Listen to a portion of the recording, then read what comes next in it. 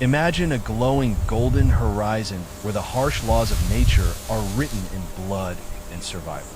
But today, the script of the Serengeti Plains is about to be flipped by an act of pure and inexplicable kindness. Our story begins with a breathtaking scene.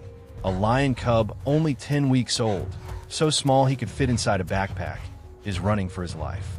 Chasing behind him are not typical predators, but the thundering and angry sound of hooves, a sound usually signaling prey, not the hunter. In a strange twist of fate, the aggression from the sharp tusks of a sounder of warthogs is nipping at the heels of the little one. This is the story of Keto, a lion cub who survived the unthinkable, and David, a weathered park ranger with a face lined by the wind, who believes every life, no matter how small, deserves redemption. But this is not just a simple rescue story. It is a testament to an extraordinary memory spanning many years and crossing the boundaries between species. From the haunting heights of an acacia tree to the dark depths of a poacher pit, we are about to witness a loop of gratitude that will make you question everything you thought you knew about the King of Beasts. Welcome to the miracle named the Debt of the King. The Savanna sun scorches everything, turning the Mara grasslands into a giant oven. In the middle of that vast space, Keto found himself cornered. His pursuers were not leopards or hyenas, but the unexpected aggression of a group of warthogs.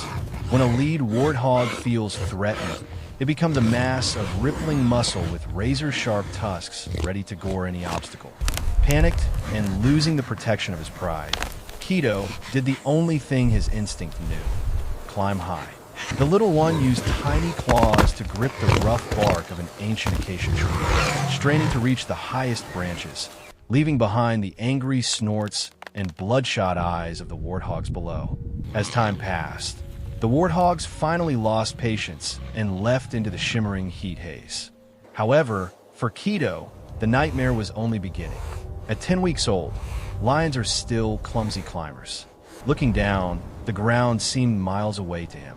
Keto was paralyzed by a fear of heights, his small body trembling among the sharp thorns of the acacia. While his life seemed measured in hours due to exhaustion and dehydration, the savannah brought a miracle in the form of a spotted skyscraper. A majestic giraffe, moving with an air of graceful leisure, approached the tree. In an act defying all common biological rules, where prey should flee from the scent of a predator, this giraffe showed no fear. It stopped, looked straight into the terrified amber eyes of Keto, and slowly leaned its long, powerful neck against the branch where Keto was clinging. Like a living bridge, Keto hesitantly placed trembling paws onto the neck of the giraffe, sliding down to the ground like a tiny passenger on a natural slide. At that moment, David appeared from behind the bushes. He had watched the entire event through binoculars with utter amazement. Normally, rangers are required not to interfere with the rules of nature, but seeing a lonely, injured, and weak lion cub like this, David knew it was a certain death sentence. He decided to step forward. With a low, soothing voice, he gently wrapped the shivering cub in a thick canvas jacket and brought him to the rescue center. Over the next 3 months, David became the whole world for Keto. He meticulously tended to every infected scratch on the paws of the cub, hand-fed him every drop of milk, and sat by the enclosure of Keto every night so he would not feel lonely. Between them formed a silent bond, not of ownership, but of deep respect between two souls. Keto especially loved the bright orange neckerchief of David, and the cub would use growing paws to bat at it whenever David came near. David was not just saving an animal. He was planting a seed of gratitude that he never expected would save his own life one day. The day of releasing Keto back to nature was one of the hardest days in the career of David. It was a victory with a bittersweet taste. Keto was no longer the trembling cub of the past. Now, he had become a powerful adolescent with muscles visible beneath a coat the color of sun-scorched wheat. Hunting instincts had awakened, and the rescue center began to feel too small for the ambitions of a future king. David knew that loving a wild animal meant learning how to let it go. The truck of the ranger team stopped at the edge of a strictly protected valley where water was plentiful and large herds of antelope roamed. When the iron cage door slowly opened, an eerie silence fell over everything. Keto did not bolt out immediately. He stepped down cautiously, his sensitive black nose sniffing the air, the smell of dry grass, the scent of a distant rain, and the smell of freedom. Keto looked toward the vast plains. Then suddenly, he performed an act that David would carry for the rest of his life. Keto stopped, turned around, and looked directly at David, who was standing quietly by the Jeep. In those 30 long seconds, time seemed to freeze. The gaze of Keto held no aggression of a wild beast, nor the fear of a captive. It was a look of deep recognition and understanding. David gave a small nod, his lips moving with a silent farewell. Go boy, go be a king. Keto gave a low, rumbled growl as a response, then turned and bolted into the tall grass, his golden tail just a blur before vanishing into the horizon. David returned to his daily work, but a part of his heart seemed to stay in that valley with Keto. Many months, then a year passed. David continued his lonely patrols, facing the harsh sun and the dangers from poachers lurking in the national park day and night. He understood that the savannah was beautiful but full of deadly traps, not just from animals, but from the greedy hands of humans. Whenever he saw a pride of lions from afar through binoculars, David wondered how Keto was doing. Did he find his place in the harsh hierarchy of the pride?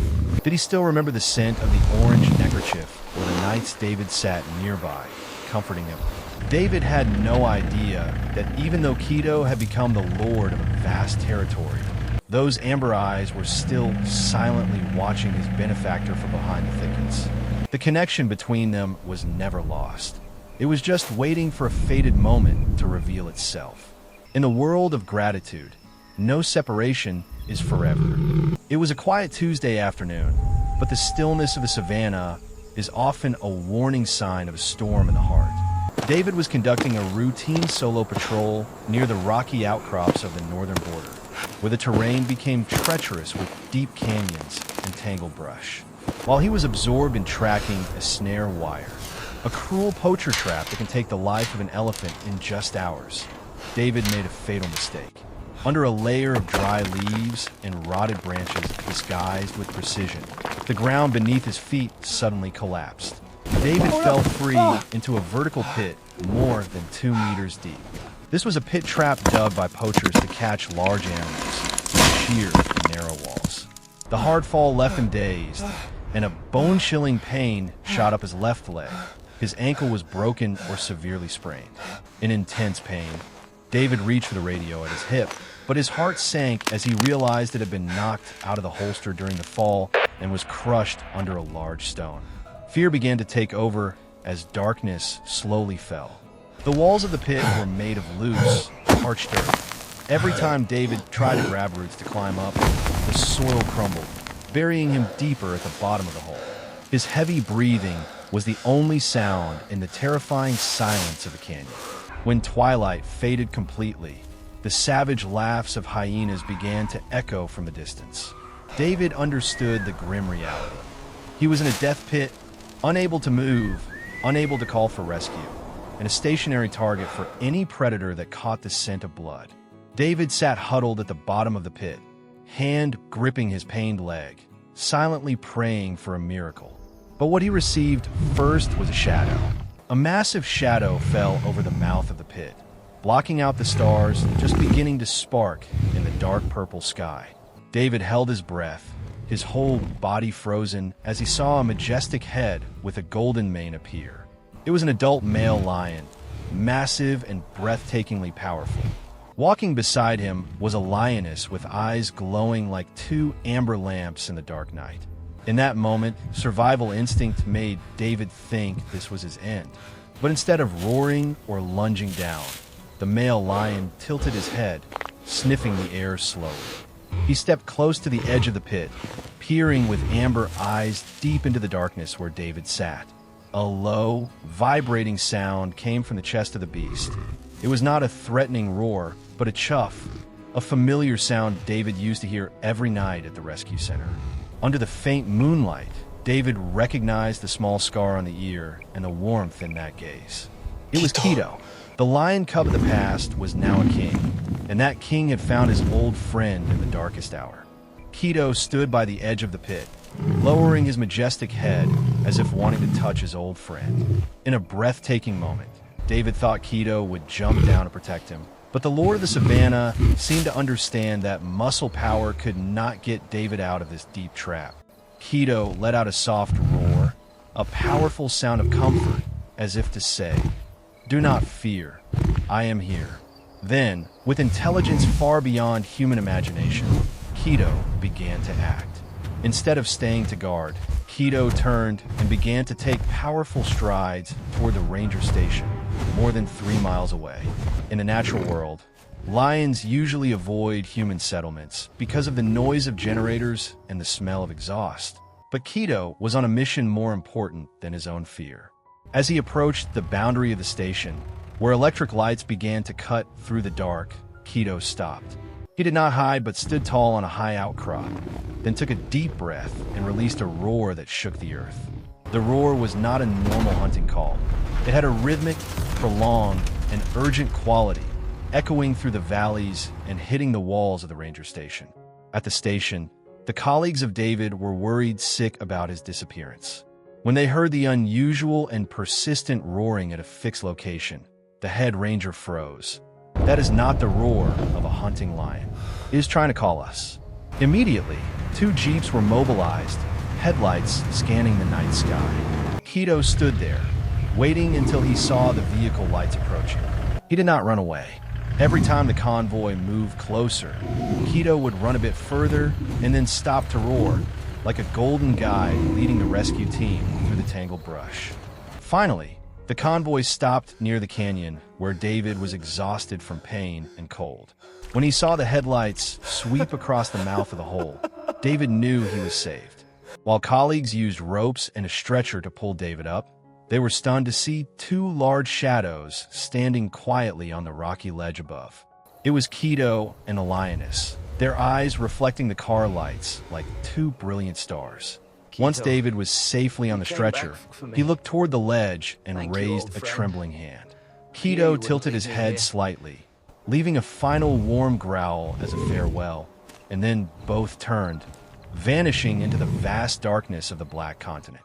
The story of Keto and David is a powerful proof that kindness is never wasted. Whether it is a giraffe lending a neck to help a lion cub, or a king of the green forest guiding the way to save a ranger, nature always has its own language of gratitude, a language that needs no words but can move every heart. When we protect nature, we are not just saving species, but we are preserving a world where the miracles of connection still exist. Let this story remind us that kindness is the invisible thread connecting every living being on this earth. Thank you for accompanying the journey of Keto and David. Do not forget to spread this message and subscribe to the channel to explore more miraculous stories from the wild world with us. Goodbye and see you again.